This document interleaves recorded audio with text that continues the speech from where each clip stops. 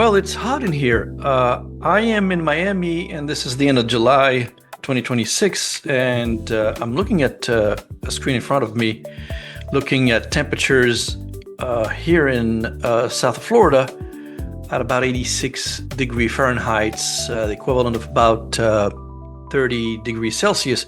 It's not that bad at all. It's actually pretty good, pretty comfortable. But I was in Europe 2 weeks ago, and I surely complained a lot about the heat wave I experienced in France, Belgium, the Netherlands, and Germany.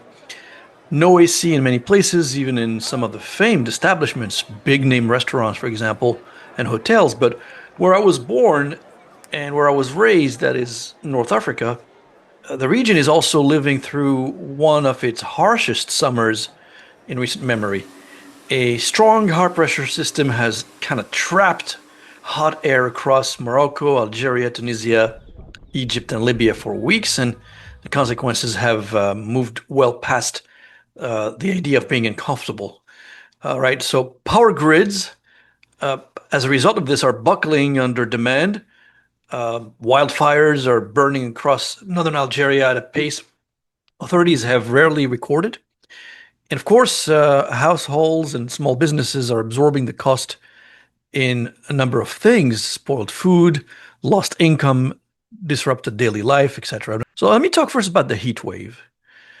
Morocco's General Directorate of Meteorology, this is the weather authority, if you will, has an orange level heat alert in place with temperature forecast to reach 44 to 46 Celsius in places like Wadi Dahab, that's in the Western Sahara, Asmara, Tata, Zagora. Many of these places, by the way, are in the southernmost part of Morocco, and 40 Celsius to 44 centigrade across several inland provinces. Even Essaouira, normally protected by its coastline, is seeing clearly unusual hot conditions. Neighboring Algeria, the heat episode has gone further.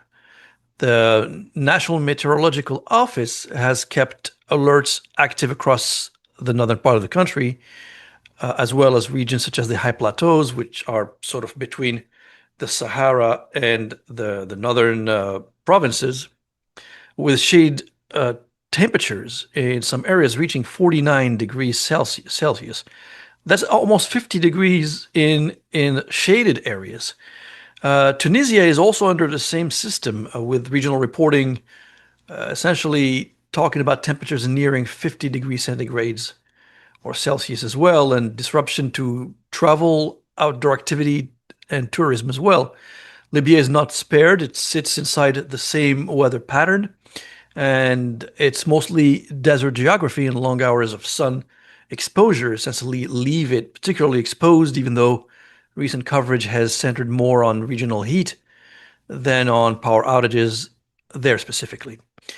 The World Meteorological Organization has identified North Africa as the fastest warming subregion on the continent. It's pretty alarming.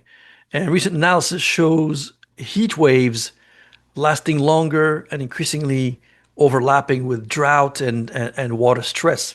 In Egypt, the country is absorbing the heat wave differently than its neighbors. Right? Officially, the government said earlier this year that no scheduled summer load shedding was expected, and it outlined additional fuel arrangements and capacity measures to prepare the grid for what's to come. In practice, though, residents in places like Kalubia, the Red Sea, Port Said, Sharqiya, and Minya are reporting prolonged blackouts, are experiencing prolonged blackouts that arrive without warning and last for hours at irregular intervals.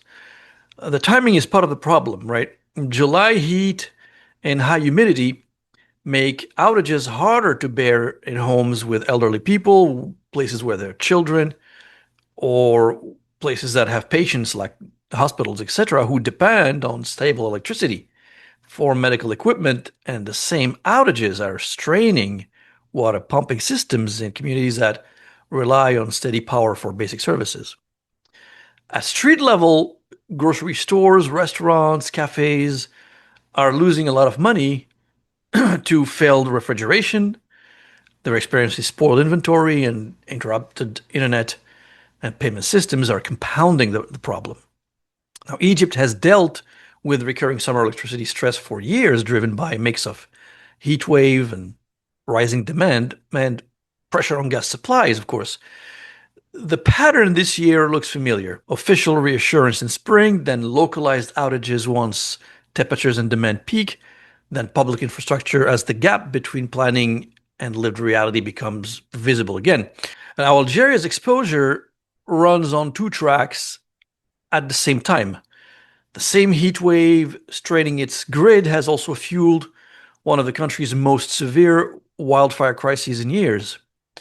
The Civil Protection Service says that Algeria recorded 1,600, a little over 1,600 fires between the start of the heat wave on July the 8th and on Wednesday, July the 22nd, including 538 forest fires and almost 1,200 fires that damaged agricultural crops, orchard, haystacks, and certainly homes as well. The pace has stayed high with the 100 and almost 200 fires recorded in 24 hours leading up to that Wednesday morning count. As of that count, 53 fires were still active, including 18 in the northern provinces of Skikda alone. Officials have described the blazes as, I'm quoting here, sixth generation fires. Never heard that term before, but I researched it. The term means essentially the wildfires are exceptionally difficult to control, spread rapidly, and produce extreme heat. I think that's what it means. In this case, at least 6 people have died. And that's since the outbreak began, and the damage to forests, livestock, and agricultural production is hitting local economies on more than one front. Nearly all provinces in northern Algeria have been affected by either the heat wave or the fires, and in some cases, both at once, which has complicated, obviously, emergency response. So as the common thread, 3 countries, 3 different symptoms, one underlying driver or common denominator. In Morocco and in Tunisia, it's about managing an extreme heat wave directly. Egypt, for its part, is doing what it could to manage what that heat does to a power grid already stretched thin. Algeria is managing what it can to handle dry land and vegetation.